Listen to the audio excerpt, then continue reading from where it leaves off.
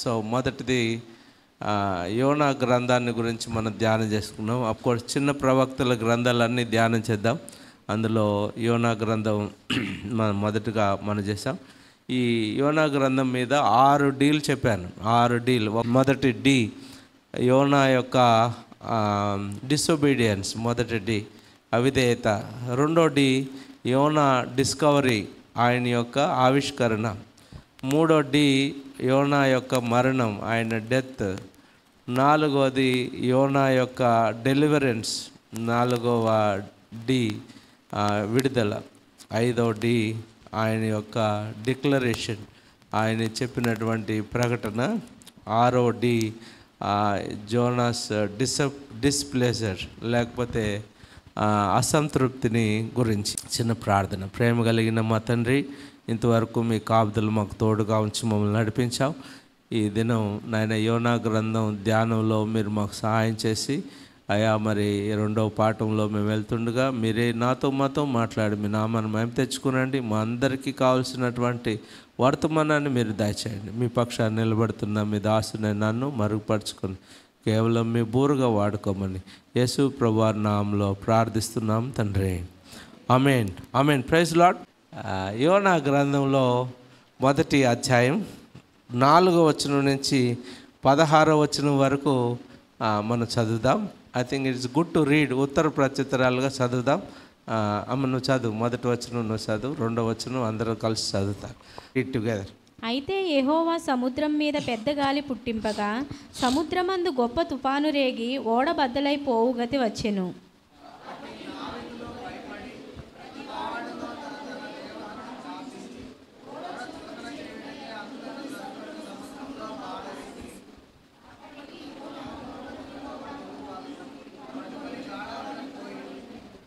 అప్పుడు ఓడ నాయకుడు అతని యొద్దకు వచ్చి, ఓయి నిద్రపోత, నీకేమి వచ్చినది? లేచి నీ దేవుని ప్రార్థించుము, మనము చావకుండా ఆ దేవుడు మనయందు కనికరించునేమో అనెను.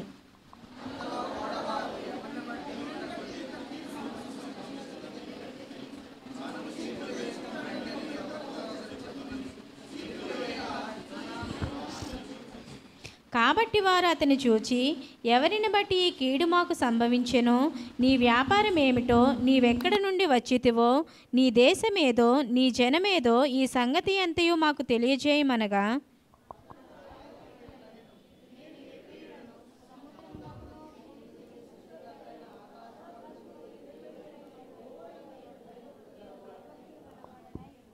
తాను యెహోవా సన్నిధిలో నుండి పారిపోవచున్నట్టు అతడు ఆ మనుష్యులకు తెలియజేసి ఉండెను గనుక వారు ఆ సంగతి తెలుసుకొని మరింత భయపడి, నీవు చేసిన పని ఏమని అతనిని అడిగిరి.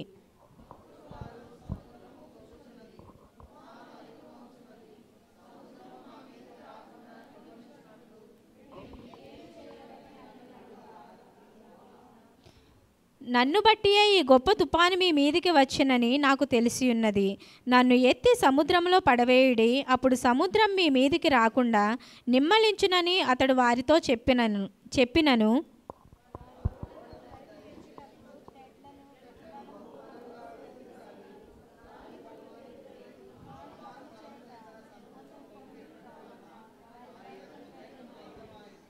కాబట్టి వారు, యెహోవా నీ చిత్త ప్రకారంగా నీవే దీన్ని చేసితివి, ఈ మనుష్యుని బట్టి మమ్మను లయము చేయకుందువుగాక, విద్దోషిని చంపితిరన్న నేరం మా మీద మోపకుందువుగాక అని యెహోవాకు మనవి చేసుకుని,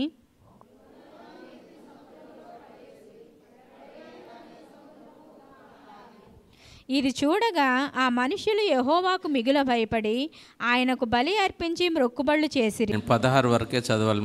మనందరం కలిసి 12వ వచనం చదువుతాం. Okay, will all read it together. అందరం కలిసి చదువు. నన్ను బట్టియే ఈ గొప్ప తుఫాను మీ మీదకి వచ్చినని నాకు తెలిసి ఉన్నది. నన్ను ఎత్తి సముద్రంలో పడవేయడి, అప్పుడు సముద్రం మీ మీదకి రాకుండా నిమ్మలించునని అతడు వారితో చెప్పాను. ఓకే, చాలా సంతోషం. మరి యోనా సమస్య వచ్చింది, మీ అందరికీ తెలుసు. ఏంటి? తుఫాను. ఆ సమస్యకు పరిష్కారం కూడా యోనానే చెప్తున్నాడు. యోనా దేవుని నుండి పారిపోవటానికి ప్రయత్నించాడు, కానీ దేవుడు తుఫానును పంపాడు. ఒకసారి తుఫాన్ ప్రసంగం చేశాను, మీకు ఎవరికైనా గుర్తుందా? 7 రకాలైన తుఫాన్లు చెప్పాను ఒకసారి. దేవుడు తుఫాన్లు పుట్టించాడు. తుఫాన్లు ఎల్లప్పుడూ సాతాను దాడులు కావు. కొన్నిసార్లు తుఫాన్లు వచ్చినప్పుడల్లా సాతాను మా మీదకి తుఫాన్ పంపించాడు అంటే ఇట్స్ నాట్ రైట్. కొన్నిసార్లు అవి మారువేషంలో దేవుని యొక్క క్రమశిక్షణ మనకు వస్తుంది. మనలను మరి తిరిగి తీసుకురావటానికి పంపబడిన తుఫాను, లేకపోతే మనల్ని బాగు చేయటానికి తీసుకురావాల్సిన తుఫాన్. ఓకే, సో చాలా తుఫాన్లు మనం బైబిల్లో ఉన్నాయి. తుఫాన్లో యోనా అనేక సత్యాలు కనుగొన్నాడు. మనం కూడా ఆ సత్యాలు, సో ఈజ్ ఏం డిస్కవర్ చేశాడు యోనా అంటే అది మనం చూద్దాం. ఓకే, ఏమేమి డిస్కవర్ చేశాడు? మొదటిది, యోనా దేవుని శక్తిని కనుగొన్నాడు. ఓకే, యోనా ఏం కనుగొన్నాడు? దేవుని శక్తిని కనుగొన్నాడు. 4వ వచనం చూడండి. అయితే యెహోవా సముద్రం మీద పెద్ద గాలి పుట్టింపగా సముద్రమందు గొప్ప తుఫాను రేగి ఓడ బద్దలైపోవు గతి వచ్చెను. The Lord sent great wind. So కొన్నిసార్లు మన జీవితంలో తుఫాన్లు వస్తాయి. ఆ తుఫాన్లు మనల్ని మార్గాన్ని సరిచేయటానికి వస్తాయి. సృష్టికర్త అయిన దేవుడు తన సృష్టి అంతటినీ అదుపులో ఉంచుకున్న దేవుడు. తుఫాన్ రమ్మంటే వస్తుంది, లేకపోతే ఆగిపోమంటే ఆగిపోతుంది. ఎప్పుడైనా దేన్నైనా తన ప్రయోజనాలకు దేవుడు వాడుకోగలడు. 107వ కీర్తన 25వ వచనం చూడండి. ఆయన సెలవీయగా తుఫాను పుట్టెను, అది దాని తరంగములను పైకెత్తెను. సో ఆయన ఆర్డర్ ఇస్తే తుఫాను వస్తుంది. 29వ వచనం చూడండి. ఆయన తుఫానును ఆపివేయగా దాని తరంగములు అణిగిపోయెను. So he has a power to order cyclone, he also has a power to stop కదా. తుఫాను రేపేది ఆయనే, నిమ్మలపరిచేది కూడా ఆయనే అనేది. సో మార్క్స్ వార్తలో ఇంకొక తుఫాను గురించి మనం చదువుతాం. మార్క్స్ వార్త 4:39లో యేసు ప్రభు వారు అక్కడ అందుకు ఆయన లేచి గాలిని గద్దించి నిశ్శబ్దమై ఊరకుండుమని సముద్రముతో చెప్పగా గాలి అణిగి మిక్కిలి నిమ్మలమాయెను. సో గలిలయ సముద్రంలో యేసు గాలిని మరి అలని గద్దించినట్టు మనం అక్కడ చూస్తాం. అప్పుడు వారు విధేయత చూపినట్టుగా మనం చూస్తాం. సో ఇక్కడ దేవుని యొక్క శక్తిని Jonah discovered God's power. So ఇక్కడ మన పాఠం ఏంటంటే తుఫాన్లు మనల్ని గుర్తు చేస్తాయి, దేవుని నియంత్రణలో మనం ఉన్నామా లేదా అని పరీక్షించుకోవటానికి తుఫాన్లు మనకు వెళ్తాయి. Storms remind us that God is in control, not us. మనం కాదు, దేవుడే సమస్తాన్ని ఎరిగినవాడు, కంట్రోల్ చేసేవాడని మనకు గుర్తుంది. సో మొదటిది దేవుని యొక్క శక్తిని అక్కడ ఆయన చూడటానికి వచ్చాడు. రెండవది, Jonah discovered the futility of idols. యోనా విగ్రహాల వ్యర్థతను లేకపోతే నిరర్ధకత్వాన్ని ఆయన కనుగొన్నాడు. 5వ వచనం చూడండి. కాబట్టి నావికులు భయపడి ప్రతివాడును తన దేవతను ప్రార్థించి ఓడ చులకన చేయుటకే అందులోని సరుకులను సముద్రంలో పారవేసిరి. అప్పటికి యోనా ఓడ దిగువ భాగమునకు పోయి పండుకొని గాఢ నిద్రపోయి ఉండెను. సో ఇక్కడ ఇంకొక మాట మనం చూస్తాం, తన దేవుడికి ప్రార్థన చేసుకోమన్నారు. అంతే కదా, ఇప్పుడు అపాయం వచ్చినప్పుడు బాబు ఎవరి దేవుళ్ళకి వాళ్ళు మొక్కోండి మనం బతికేటట్లు అని కెప్టెన్ గారు చెప్పారు. కెప్టెన్ గారు చెప్పినప్పుడు వాళ్ళందరూ ఇశ్రాయేలీలు కాదు, ఓడలో వెళ్ళే వాళ్ళంతా ఇశ్రాయేలీలు కాదు. వివిధ రకాలైన మరి ప్రజలు ఉన్నారు, వివిధ రకాలైన దేవుళ్ళు దేవతలు వాళ్ళకి ఉన్నారు. ఆ దేవుళ్లకు ప్రకృతి శక్తులపైన ఎలాంటి అధికారం అదుపు లేదు. సో కానీ ఆయన ఏం చెప్పాడు, బాబు మనం బతికి బయటపడేటట్లు కెప్టెన్ గారు అనౌన్స్మెంట్ మనకు ఏం చేశారు, అనౌన్స్మెంట్ చేశాడు. మరి మీ దేవుళ్ళను మీరు ప్రార్థన చేయండి, దేవుడే మనలను కాపాడాలి అన్నట్టుగా చేశాడు. సో దేవుడికి మాత్రమే గొప్ప శక్తి, ఇతరులకు విగ్రహాలకు శక్తి లేదు అని కీర్తన గ్రంథంలో ఉంది. చూడండి, కీర్తనలు 115వ కీర్తన 3 నుంచి 8 వచనాలు చూడండి. 8 వచనాలు. మా దేవుడు ఆకాశమందున్నాడు, తనకిచ్చ వచ్చినట్లుగా సమస్తమును ఆయన చేయుచున్నాడు. వారి విగ్రహములు వెండి బంగారువి, అవి మనుషుల చేతి పనులు. వాటికి నోరుండియు పలుకవు, కన్నులుండియు చూడవు, చెవులుండియు వినవు, ముక్కులుండియు వాసన చూడవు, చేతులుండియు ముట్టుకొనవు, పాదములుండియు నడువవు, గొంతుకతో మాటలాడవు. వాటిని చేయువారును వాటి యందు నమ్మిక ఇంచువారందరూ వాటి వంటి వారై ఉన్నారు. సో ఇక్కడ వారు అలాంటి ప్రార్థనలు చేసినప్పటికీ తుఫాను ఆగలేదు కదా. సో నిజమైన దేవుడు మాత్రమే ప్రార్థనలకు జవాబిస్తాడు అని తెలుసు. 6వ వచనం చూడండి. ఇప్పుడు యోనా 1:6. అప్పుడు ఓడ నాయకుడు అతని వద్దకు వచ్చి, ఓయి నిద్రపోతా, నీకేం వచ్చినది? నీవు లేచి నీ దేవుణ్ణి, అంటే అందరితో కూడా ఈయన ప్రార్థన చేయట్లేదు, నిద్రపోతున్నాడు కదా. ఇప్పుడు యోనాకి ఏం చెప్పాడంటే, యోనా నువ్వు లేచి నీ దేవుడికి మనం చావకుండా ఆ దేవుడు మన యందు కనికరం ఉంచునేమో అనేను అంటాడు. అంటే ఇతర దేవుళ్ళకు చేసే ప్రార్థనలు పనికి రావటం లేదని ఓడ నాయకుడు కూడా అంగీకరించినట్టుగా మరి అక్కడ మనం చూస్తాం. బహుశా యోనా దేవుడు తమ కోసం ఏమన్నా చేయగలడేమో అన్న ఆశతో కూడా యోనాని ఎతికాడు. షిప్లో ఎవరు ఏ గదిలో పడుకుంటున్నారో ఖచ్చితంగా కెప్టెన్ గారికి తెలవాలి. ఒకవేళ ఈరోజు నాకు ఇష్టం వచ్చింది నా ఫ్రెండ్ రూమ్లో పడుకుంటానంటే ఆయనకి చెప్పి పడుకోవాలి. ఎందుకంటే రేపు పొద్దున ఏదైనా అపాయం వచ్చిందనుకో, నిన్ను వాళ్ళు బయటికి తీసుకురావాలంటే నువ్వు ఎక్కడున్నావో వాళ్ళకి తెలియాలి. అందుకని ప్రతి ఒక్కరూ ఎక్కడుండేది తెలియదు. సో యోనా ఎక్కడ పడుకునేది బహుశా కెప్టెన్ గారికి తెలిసేమో. అందుకని కెప్టెన్ గారు ఆయన దగ్గరికి వెళ్ళి నిద్రపోతా లేవు. సో ఇక్కడ చాలా బోతులు ఉన్నాయి కదా, నిద్రపోతూ, తిండిపోతూ, సోమరిపోతూ, ఇంకేం బోతులు, ఇంకా 7 బోతులు మెల్ల మీకు చెప్పచ్చు నేను. సో తిరుగుబోతూ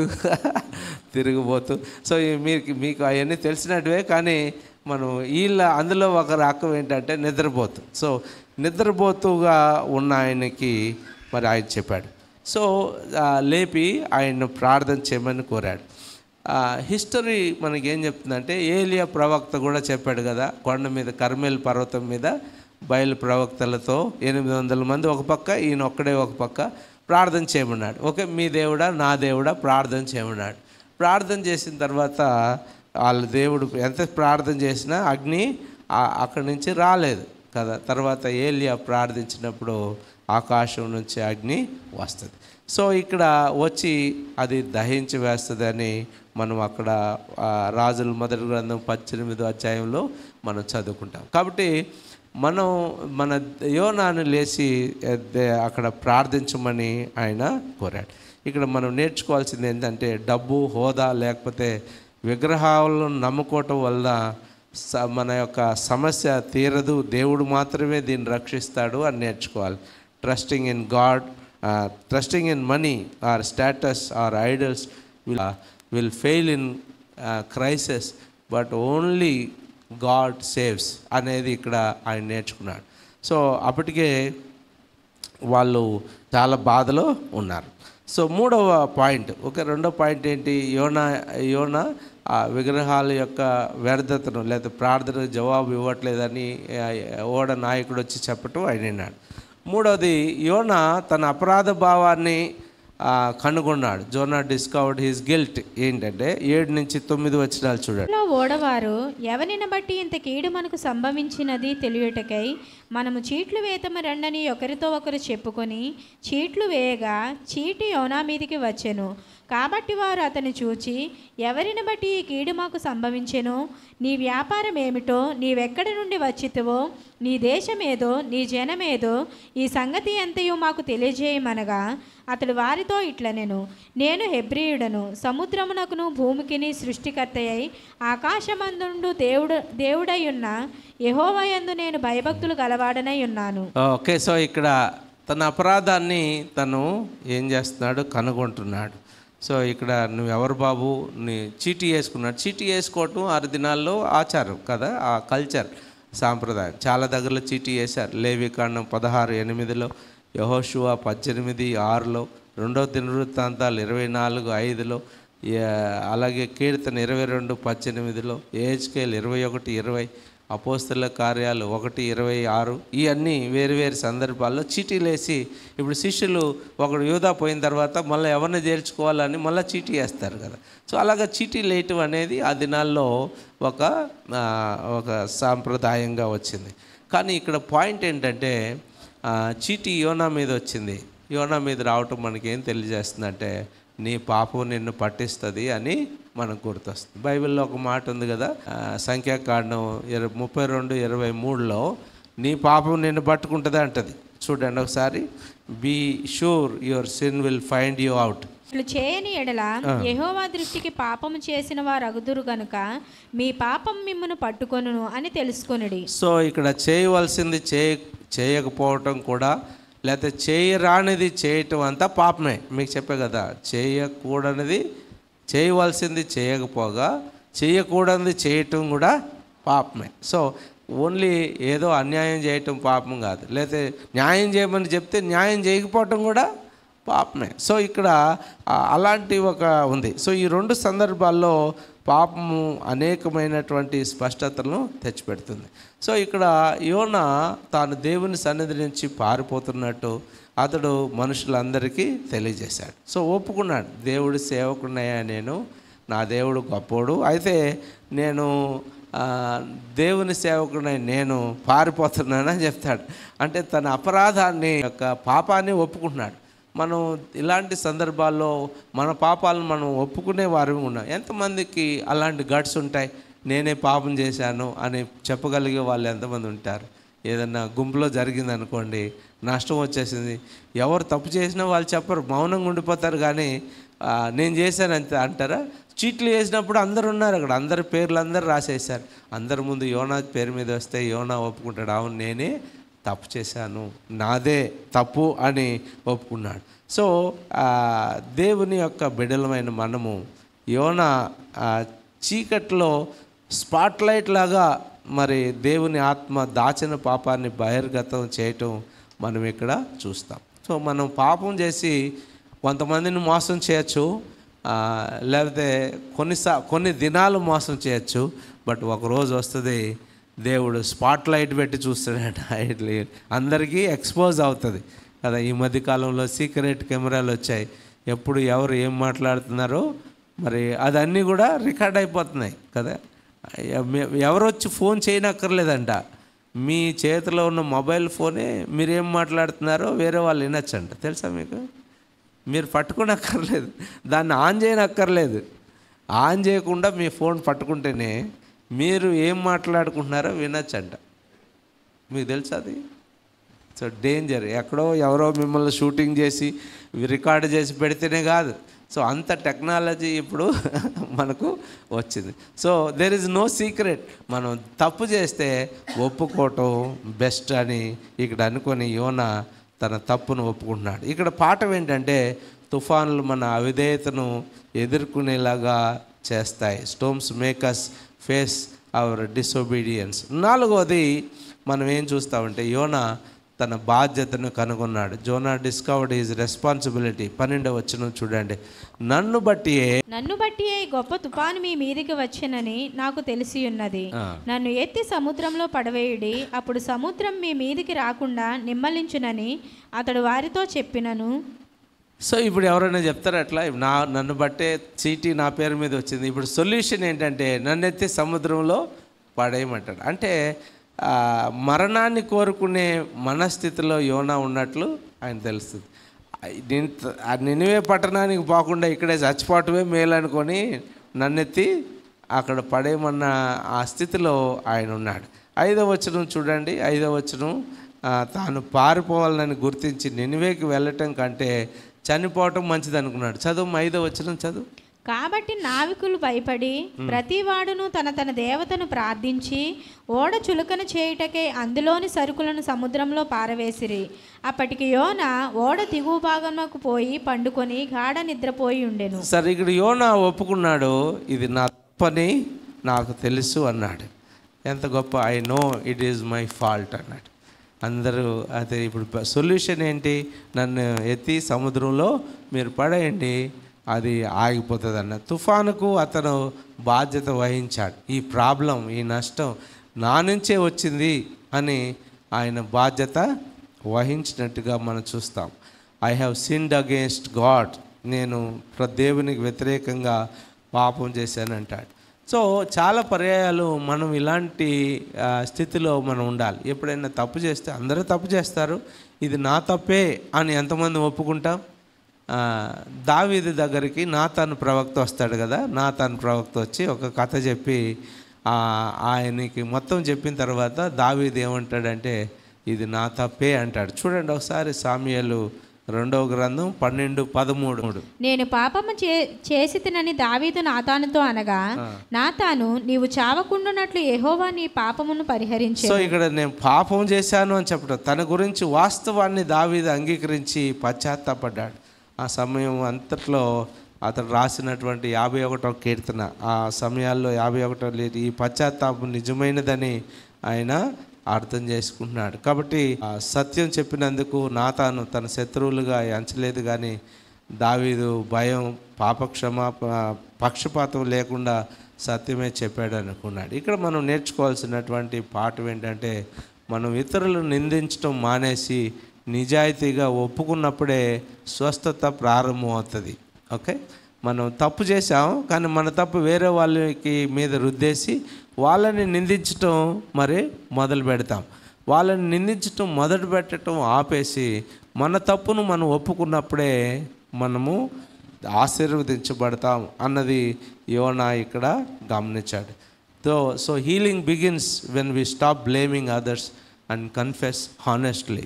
సో మనం తప్పు ఒప్పుకోవటం చాలా కష్టం, చాలామందికి చాలా కష్టం. ఇది నేను తప్పు చేశాను, ఇది నా తప్పే అని వేరే దేశాలన్నా ఒప్పుకుంటారు, ఇది ఇట్స్ మై మిస్టేక్ అని. మన దేశంలో అస్సలు ఒప్పుకోరు.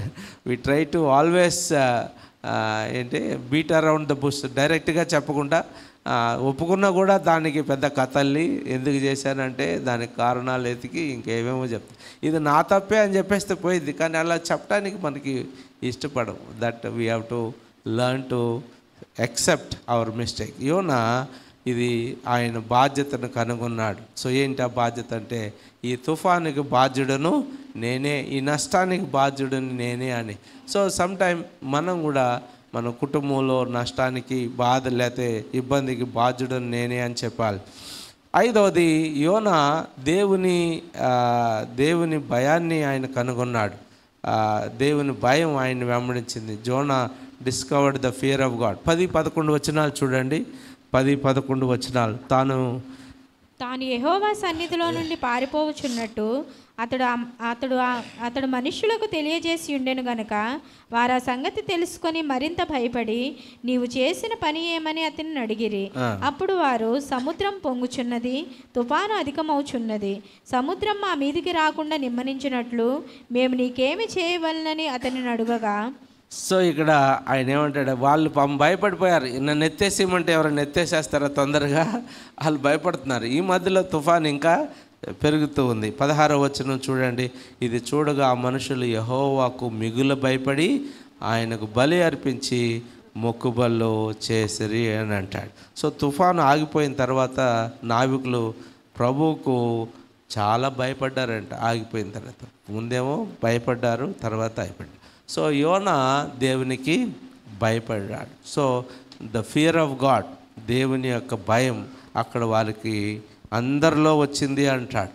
సో దేవుని యొక్క భయం వచ్చింది. అందుకనే సామెతల గ్రంథం 1:7 యెహోవా యందు భయభక్తులు కలిగి ఉండుట తెలివికి మూలము, మూర్ఖులు జ్ఞానమును ఉపదేశమును తిరస్కరించెదరు అని మనం చదువుతాం.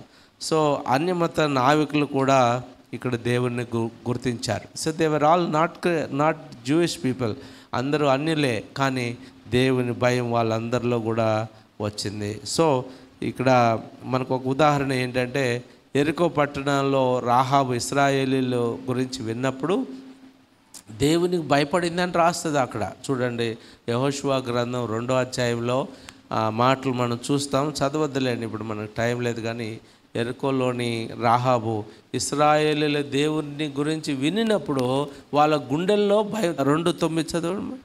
యెహోవా ఈ దేశమును మీకు ఇచ్చుచున్నాడనియు మీ వలన మాకు భయం పుట్టునని వాళ్ళ వల్ల మాకు భయం పుట్టిందని.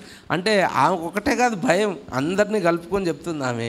మీ దేవుడి గురించి మాట్లాడినప్పుడల్లా మా అందరిలో భయం వచ్చిందండి. సో దేవుని యొక్క భయాన్ని వారు గుర్తించారు. ఈ రోజుల్లో క్రైస్తవులకే దేవుని భయం లేదు, మిగిలిన వాళ్ళందరికీ దేవుని భయం ఉంది. ఎందుకంటే క్రైస్తవులకు దేవుని భయం ఉంటే వాళ్ళు చేయవలసింది చేయకుండా ఉండరు, చేయకూడదు చెయ్యరు కదా. సో చేయవలసింది చేయకోకుండా ఉండరు, చేయకూడదు చేయరు. కాబట్టి వాళ్ళు దేవునికి భయపడతారు. ఎవరు చూసినా చూడకపోయినా దేవుడు ఉన్నాడు అని వారు భయపడతారు.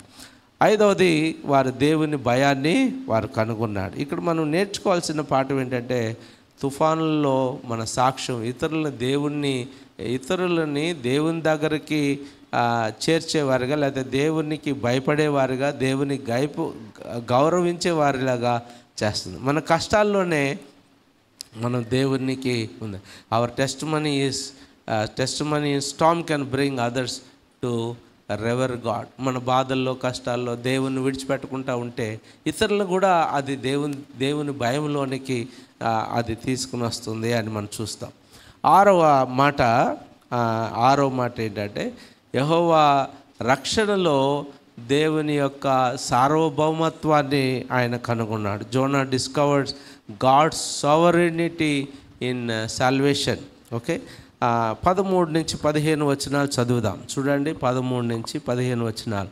వారు ఓడ దరికి తెచ్చుటకు వారు ఓడను దరికి తెచ్చుటకు తెడ్లను బహుబలముగా వేసిరి గాని గాలి తమకు ఎదురై తుపాను బలము చేత సముద్రం పొంగియుండుట వలన వారి ప్రయత్నము వ్యర్థమాయెను. కాబట్టి వారు, యెహోవా నీ చిత్త ప్రకారముగా నీవే దీన్ని చేసితివి, ఈ మనిషిని బట్టి మమ్మల్ని లయము చేయకుందువుగాక, నిర్దోషిని చంపితిరన్న నేరము మా మీద మోపకుందువుగాక అని యెహోవాకు మనవి చేసుకొని యోనాను ఎత్తి సముద్రంలో పడవేసిరి. పడవేయగానే సముద్రం పొంగకుండా ఆగెను. సో దేవుని యొక్క సార్వభౌమాధికారాన్ని ఇక్కడ మనం చూడగలుగుతాం. పరలోక దేవుడు యెహోవా పేరు వినడంతోనే వాళ్ళందరూ అక్కడ ఉన్న వాళ్ళు హడలిపోయారు. 10వ వచనంలో మాటలు మనం చదువాం. ఆయన సేవకుల్లో ఒకడిని హాని చేయటం ద్వారా ఆయన కోపం తెప్పించటం వారికి ఇష్టం లేదు. ఇప్పుడు ఆయన్ని పడేయటం అంటే, నా సేవకుడిని మీరు పడేశారని వాళ్ళందరి మీద దేవుడు పగ తీసుకుంటాడని వాళ్ళు ముందుగానే ఏం చేశారు, వాళ్ళు ప్రార్థన చేశారు, ప్రభువా ఈ యొక్క ఇన్నోసెంట్ ఆయన్ని మేము చంపటం, ఈ నేరం మా మీదకి రానీయకయ్యా అంటాడు. చూడండి, కాబట్టి వారు, యెహోవా నీ చిత్త ప్రకారముగా నీవే దీన్ని చేస్తువి, ఈ మనుషుని బట్టి మమ్మను లయము చేయకుందువుగాక, నిర్దోషిని చంపితిరన్న నేరం మా మీద మోపుకుందువుగాక అని యెహోవాకు మనవి చేసిరి. అప్పుడు వాళ్ళు ఏం చేశారంటే యోనాను ఎత్తి సముద్రంలో పడవేయంగానే సముద్రం పొంగు ఆగిపోయింది. సో నావికులు గట్టిగా మరి పడవ వేశారు, కానీ తమ శక్తి సరిపోలేదు. వారు దరి మార్చడానికి వెళ్ళారు. They tried their best with human knowledge అంతా, కానీ తుఫాను ఆపటానికి వెళ్ళారు. కానీ యోనాను సముద్రంలో పడవేయగానే మరి వారు సముద్రం ఆగిపోయింది. సో ఇక్కడ మన salvation comes only when Jonah cast into the sea. ఇక్కడ ఒక పాఠం మనకి ఏమవుతుందంటే, మనకు రక్షణ ఎప్పుడు వస్తుందంటే, క్రీస్తు మన కోసం ఆ కల్వరి సెలవులో చనిపోయినప్పుడు మాత్రమే మనకు ఆ రక్షణ వస్తుంది. కాబట్టి వాళ్ళందరికీ, నావికులకు, ఓడలో ఉన్న వాళ్ళకి రక్షణ ఎప్పుడు వచ్చింది? యోనా చచ్చిపోతానికి ఆయన పడవేయబడినప్పుడు, సాక్రిఫైస్. మీరు టైటానిక్ చూశారు కదా, టైటానిక్ ఓడ వాళ్ళు ఏం చేశారంటే, ఇది ఎట్టి పరిస్థితుల్లో మునిగిపోదు అని వాళ్ళు ఛాలెంజ్ చేశారు. మానవ జ్ఞానం ఇంత గొప్పది, ఎంత తుఫాన్ వచ్చినా, ఎన్ని ఐస్బర్గ్స్ వచ్చినా ఇది అసలు ఎన్నడూ మునిగిపోదు అని చెప్పారు. కానీ మానవ శక్తి కాదు, అది 2 సంవత్సరాలకే అది ఏమైపోయింది, మునిగిపోయింది. సో టైటానిక్ ఓడ. కాబట్టి ఈ Titanic no amount of human effort could stop sinking. కాబట్టి అది ఓన్లీ గాడ్ కెన్ సేవ్ అనేది మనకు. ఎంత మానవులు వాళ్ళు గొప్పగా చెప్పినా దేవుని యొక్క పర్మిషన్ లేకుండా అది ఆగదు అని చూసాం. సో ఇక్కడ మరి దేవుని యొక్క సార్వభౌమత్వాన్ని వాళ్ళు చూశారు. దేవుడు వాళ్ళకు గొప్పగా ఉన్నాడని చూశాడు. They discovered God's sovereignty and salvation. వాళ్ళని ఇద్దరిని రక్షించాడు దేవుడు. ఓడలో ఉన్న వాళ్ళని రక్షించాడు, యోనాను కూడా రక్షించాడు. ఏడో పాయింట్ ఏంటంటే Jonah discovered God's mercy to Gentiles. 16వ వచనం, ఇది చూడగా మనుషులు యెహోవాకు మిగులు భయపడి ఆయనకు బలి అర్పించి మొక్కుబళ్ళు చేసిరి. సో యోనా అన్యుల పట్ల దేవుని దయ కనుక్కున్నాడు. యెహోవాకు భయపడి అంటే ఆయన మహాశక్తి గల సృష్టికర్త, దాన్ని జరిపించడానికి మరి గొప్ప కార్యాలు చేశారని, తమ దేవుళ్ళను వారు వదిలిపెట్టారని అక్కడ రాయలేదులే, కానీ దేవుని వాళ్ళు వదిలిపెట్టి దేవుని నమ్ముకున్నారని అక్కడ రాయలేదు. బహుశా తాము పూజించే దేవుళ్ళ జాబితాలో యెహోవా పేరును కూడా ఒకవేళ పెట్టుకున్నారేమో కదా. చాలామంది మన దేశంలో కూడా యేసు ప్రభువుని పెట్టుకుంటారు, వాళ్ళ దేవుళ్ళలో ఒక దేవుడుగా పెట్టుకుంటారు. వాళ్ళకేం అభ్యంతరం లేదు, కానీ వాళ్ళ పాత దేవుళ్ళను తీసివేసేవారుగా ఉంటారు. చాలాసార్లు మనుషుల తీరు అలాగే ఉంటుంది. ఏకైక నిజమైన దేవుణ్ణి ఆరాధించాలంటే ఇతర దేవుళ్ళందరినీ, విగ్రహాలందరినీ వదిలివేయాలని చాలామంది అర్థం చేసుకోరు, కానీ వాళ్ళల్లో ఒకటిగా మనం చేస్తారు. యెషయా గ్రంథం 42:8 చూడండి. యెషయా గ్రంథం 42:8, యెహోవాను నేనే, ఇదే నా నామము, మరి ఎవనికి నా మహిమను నేను ఇచ్చువాడను కాను, నాకు రావాల్సిన స్తోత్రమును విగ్రహములకు చెందనీయను. So God does not compromise. ఎప్పుడు కూడా ఆయనకు రావాల్సిన మహిమను వేరే వారికి ఇవ్వడు. ఇక్కడ నావికులు ప్రభువుకు బలి అర్పించారు, ప్రమాణాలు చేసుకున్నారు. ఆ తర్వాత యోనా అన్యుల నుండి పారిపోయాడు, కానీ దేవుడు మొదట అన్యులను, నాయకులను రక్షించాడు.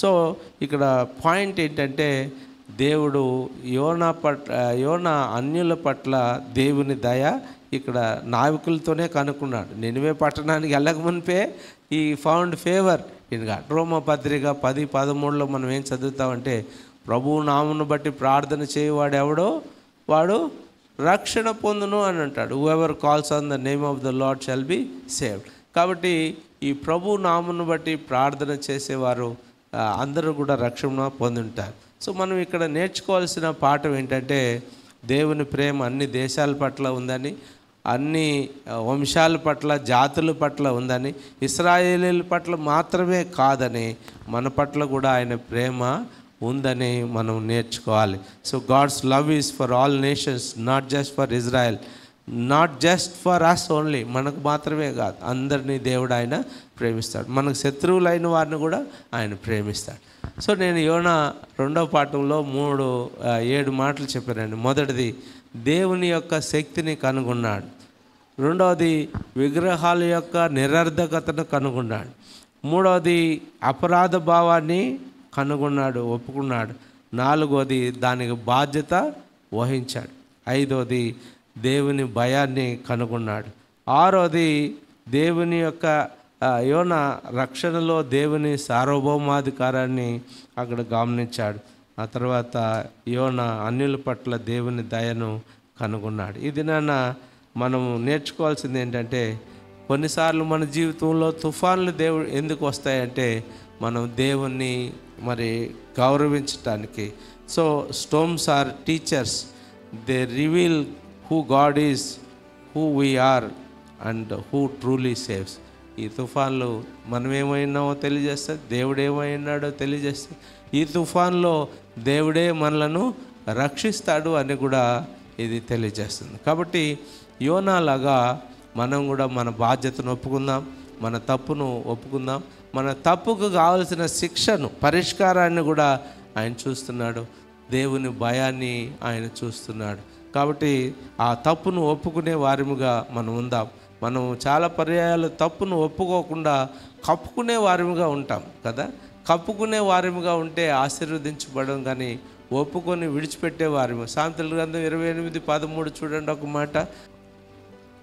అతిక్రమములను దాచిపెట్టువాడు వర్ధిల్లడు, వాటిని ఒప్పుకొని విడిచిపెట్టువాడు కనికరం పొందును. సో అతిక్రమములను దాచిపెట్టువాడు, నువ్వు నీ పాపం నీలో దాచిపెట్టుకుంటే అది ఏ రోజుకైనా ఒక రోజు కనబడుతుంది బయటికి కదా.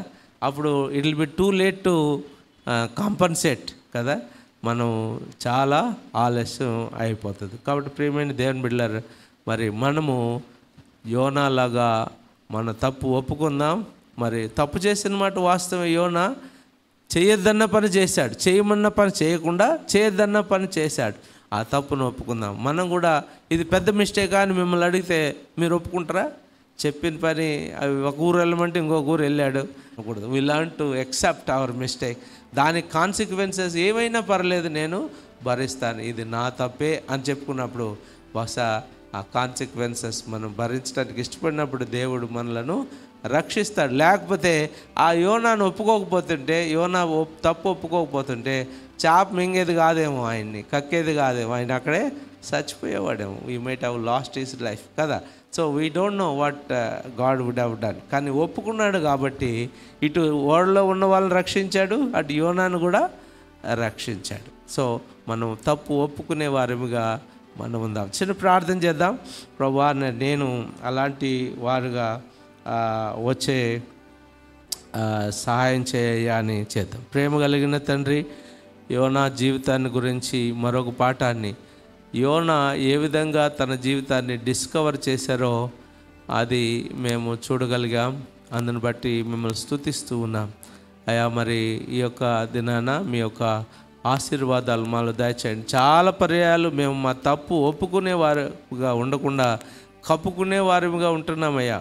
యోనాలాగా ఒప్పుకొని కనికరించబడటానికి, దేవుని యొక్క కాపుదల సార్వభౌమత్వాన్ని, దేవుని భయం అన్యులు చూసేటట్లుగా మరి మేము చూడటానికి, ప్రవర్తించడానికి సహాయం చేయమని మీకే వందనాలు చెల్లిస్తూ యేసు ప్రభువారి నామములో ప్రార్థిస్తూ, విత్తబడిన వాక్యం వెలుగులో మా జీవితాలన్నీ కూడా మేము పరీక్ష చేసుకోవడానికి కృప చూపమని యేసు ప్రభువారి నామములో ప్రార్థిస్తున్నాం తండ్రి.